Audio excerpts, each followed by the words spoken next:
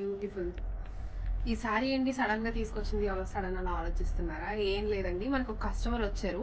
And customer వచ్చేసి quota doria silk కావాలి అనేసి అంటే లైక్ అదేంటి సడన్గా మనకి వింటర్ సీజన్లో కోటా డోరియా అడుగుతున్నారు ఏంటి అని చెప్పి మేము అడిగేసరికి ఆవిడ అన్నారు, మా పాప ఇప్పుడు ట్రెండింగ్ కదండి కోటా డోరియా మొత్తం, తనతో ఒక సూట్ కుట్టించుకుంది, సో నేను కూడా ట్విన్నింగ్ చేద్దామని.